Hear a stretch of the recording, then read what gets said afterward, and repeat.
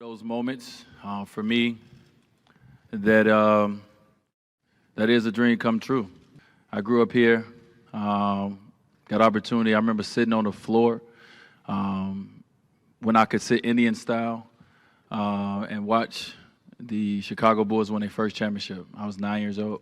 I remember looking at it and saying, that's what I want to do. That's what I want to be. Beginning of this year, would you have thought you would have been a Chicago Bull by the end of the season? No. I didn't think at the end of the season. You know, this was not something that I was like, oh, I'm going to play the season, I'm going to go to Chicago. This is really something that came about, and even when the process was already going, you know, when I was out there trying to figure out what I wanted to do. You said earlier today you were making it clear that it wasn't about money. Yeah. What is it about? It's one about what I want to do. You know, having the power to do what I want to do.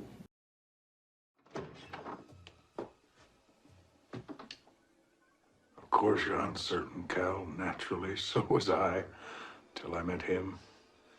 But now imagine, if you can, a life without uncertainty, freedom from doubt, the ability to choose, single-mindedness. One life from each of us, Cal, is all he asks. And he rewards our devotion 1,000-fold.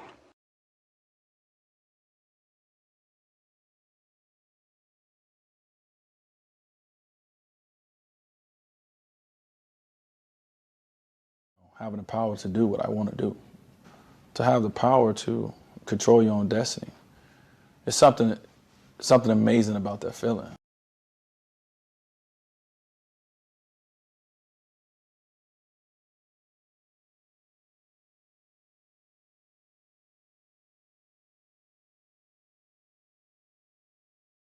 We begin with breaking news. A woman shot in the head outside of a Chicago elementary school on the south side.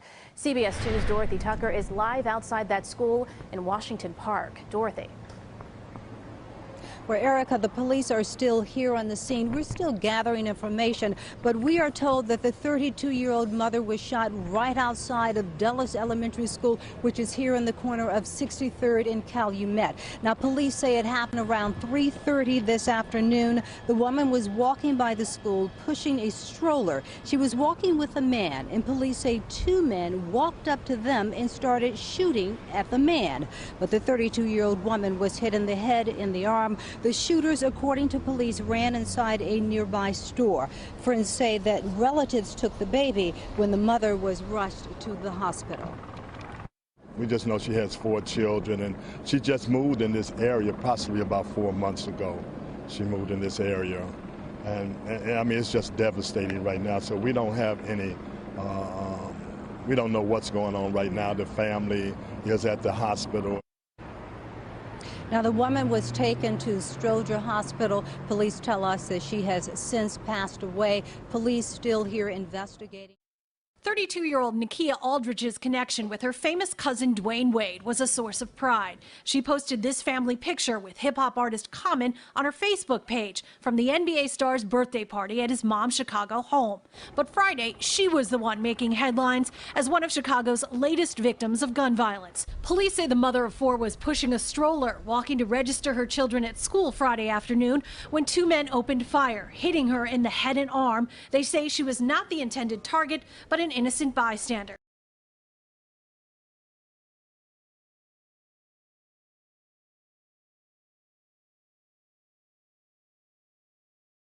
The 2015 Porsche the young rapper was driving about 4 Sunday morning in Briarwood, Queens, still running hours after the 31-year-old star was shot 6 times before being ambushed in his car, along with a passenger who was shot once and is expected to survive. An aide to Governor Cuomo fighting for his life tonight after being caught in the crossfire of a shootout on the streets of Brooklyn. Tonight, police described 43-year-old Carrie Gabay as an innocent bystander walking on this sidewalk with hundreds of other people when as many as 3 gunmen opened fire. It happened during the overnight partying leading up to the West Indian American Day Parade. Gunfire outside the Ebbets Field houses in Crown Heights. Carrie Gabay, an aide to Governor Cuomo, shot in the head. The NYPD says Gabay was walking with his brother along Bedford Avenue between Sullivan and Montgomery Streets when suspected gang members started spraying gunfire. At least 16 shots. Investigators say one gunman was shooting from the street, a second fired from the Ebbets Field patio, and Gabay was caught in the crossfire. Governor Cuomo's first deputy counsel was walking behind a float when in a split second, things changed. He was down. They shot indiscriminately. They always down. He shot when he was down. He was down. They shot indiscriminately. They always down. He shot when he was down.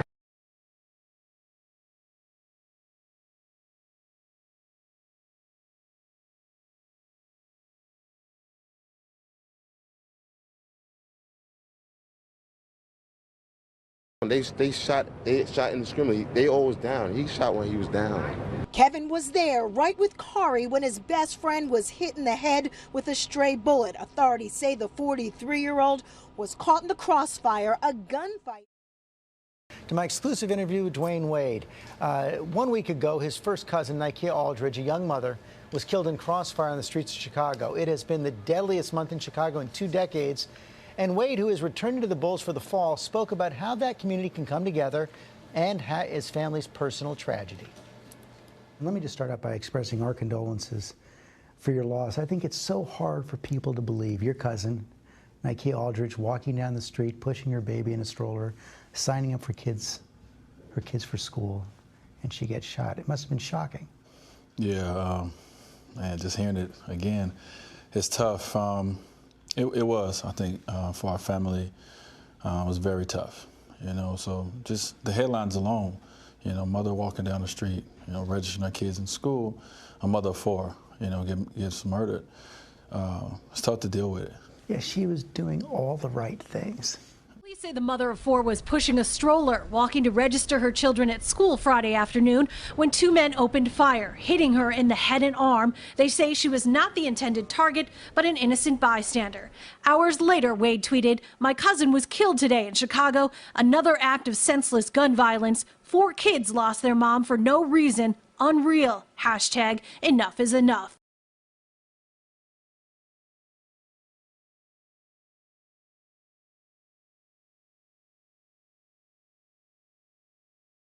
Two arrests have been made in Chicago for the murder of Dwayne Wade's cousin.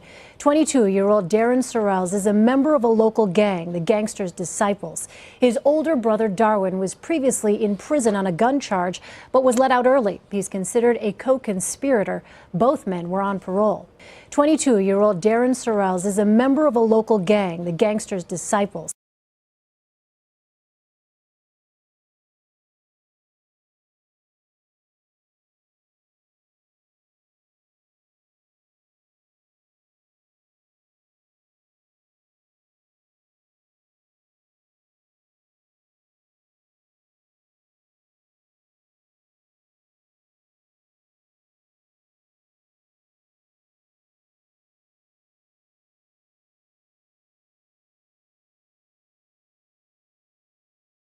New since 5 o'clock, we have new video showing one of 32 suspected gang members arrested across the metro area. Keep my head up and stay strong. A former DeKalb County police officer was also arrested in the raids today. Channel 2's Richard Elliott is live in DeKalb with how investigators say that officer bragged, Richard, that he was a hitman. In this indictment doesn't just cover things in DeKalb County.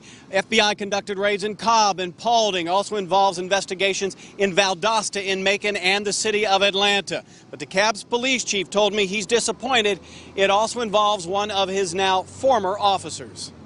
This is a photo of now former DeKalb County police officer Vancito Gums, now facing charges of being part of a vast criminal conspiracy involving the notorious street gang, the Gangster Disciples. I was saddened and disappointed to find out that one of our former officers was one of the members that was indicted. DeKalb's Police Chief James Conroy talked with me and says Gumbs resigned last October after investigators say he lied to them about his involvement in using some illegal drugs. So as we were preparing to terminate him for that, he went ahead and resigned and left before the investigation was completed. Only Channel 2 was there as the FBI raided a Marietta apartment complex as they picked up 30 of 32 alleged gang members. The U.S. Attorney's Office says the Gangster Disciples used charitable organizations as fronts for their illegal activity.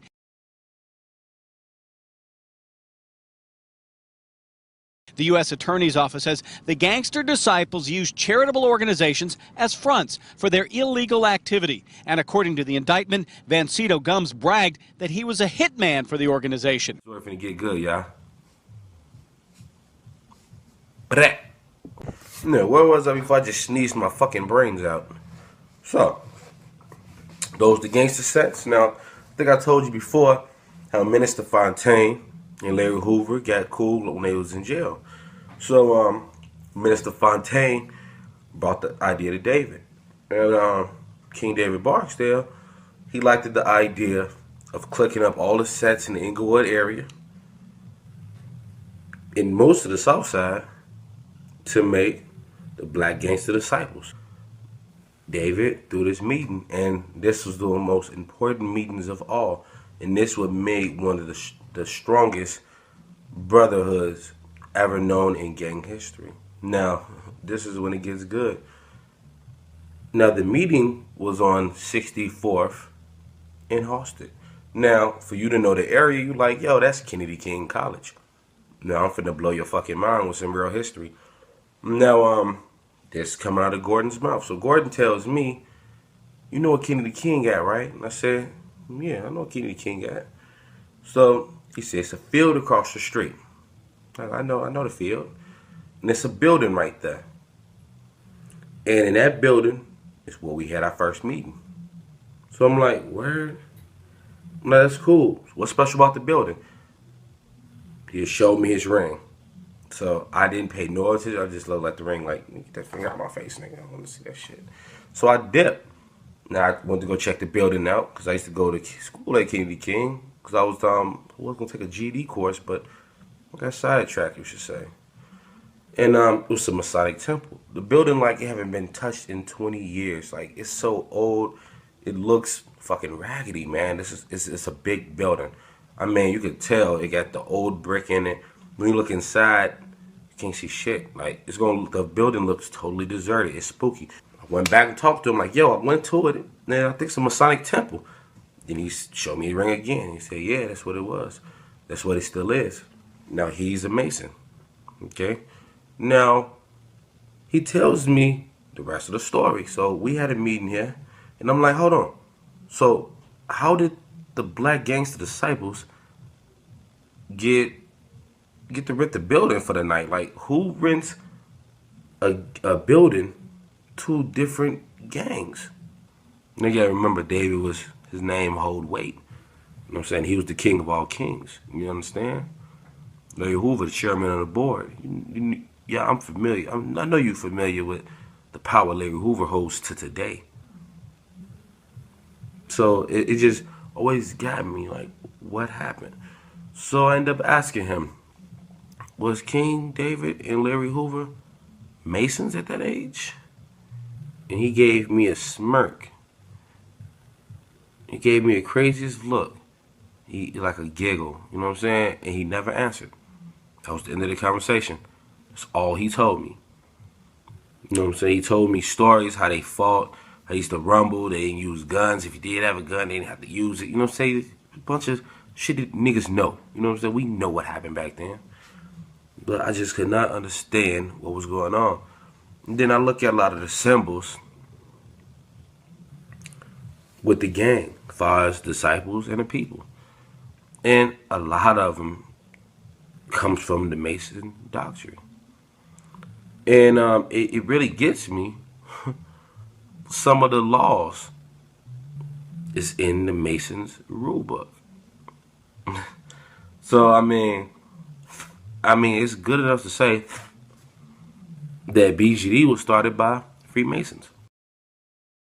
I want to say to the brothers behind me and to the brothers out there in the YouTube world, you know what I'm saying, from Freedom Lodge #1, Grandmaster Aten Ray, you know, we pay homage to all the Grandmasters of 4-letter and 3-letter, and we stand in solidarity by saying that Rick Ross, William Wallace, is not in the order of Masonry, nor is he recorded to be a brother in any Masonic lodge, 4-letter or 3-letter wise.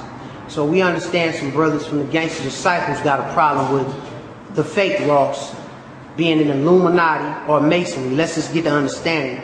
If he's not even a Mason, he can't be in the Illuminati. So before any of us can say anything about Illuminati or Masonry, you have to know about that. But if he's not a Mason, he can't be in the Illuminati. The same way if you're not if you a Skull and Bones, you got to go through Masonry. So we just like to say in solidarity to the Gangster Disciples that no, Rick Ross is not a Mason. So we just want to say that to y'all. I'm Abdulaziz, a Grandmaster of the Grand Lodge of Luxor here in Los Angeles, California. And with Freedom Lodge #1, we want to say that we don't want to have any kind of conflict with the Gangster Disciples because of Rick Ross' claim to be an Illuminati. We don't know him to be a Mason that has come through any Blue Lodge, and we don't know him to be a Mason that would be an Illuminati.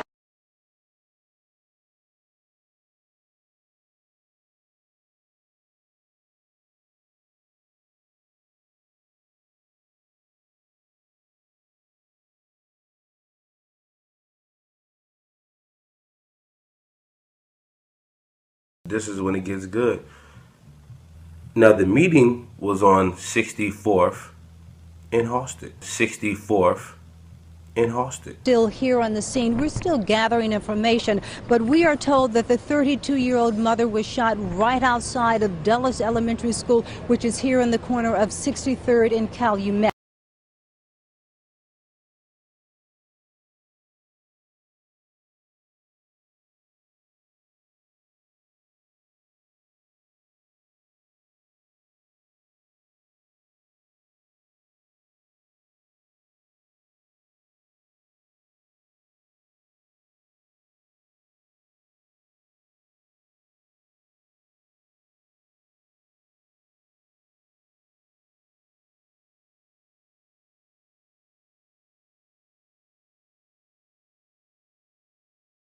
Now, for you to know the area, you like, yo, that's Kennedy King College. Now, I'm finna blow your fucking mind with some real history. Now, this coming out of Gordon's mouth. So Gordon tells me, you know what Kennedy King at, right? And I said, yeah, I know what Kennedy King at. So he said, it's a field across the street. I know the field. And it's a building right there. And in that building is where we had our first meeting. And it was a Masonic temple. It's kind of one of those moments, you know, for our family that it's like, this is not real. My cousin Nakia, I always say she was like the quiet one. You know, she would just be there. She would be about her kids. She would be about her family, but you never would know she's in the room. And it was shocking. It was shocking to hear not only that she was murdered, but it was shocking to hear the way and how. Her mother, my auntie, my mother, the family is tore up. Your family's so devastated by all this, and on that weekend alone, in the city of Chicago, 10 more people killed, 57 shot. Yeah. I mean, the town you're going back to is having a hard time. You know, we're coming off doing the town hall meeting. Right there from right with ESPN just the night before. Literally the night before. It's important for all of us to help each other, to go back and say, you know what, where did this start at? How did this start? And let's see how we can change there. We're using our voice. We're using our platform to try to shed some light on the city of Chicago. And then hours later, one of my family members is killed. For me, it was tough. I want my family to grieve in private as much as possible, right? But as well, because of my name is attached to it, it becomes this national story. A lot of things I seen wasn't even her name. It's Dwayne Wade's cousin. Yeah, and that hurt me. That hurt me, to be the name and that they talked about, instead of talking about a mother of four. That kind of hurt me and put me in a dark place for a few hours. The question is, how do you turn that darkness into light?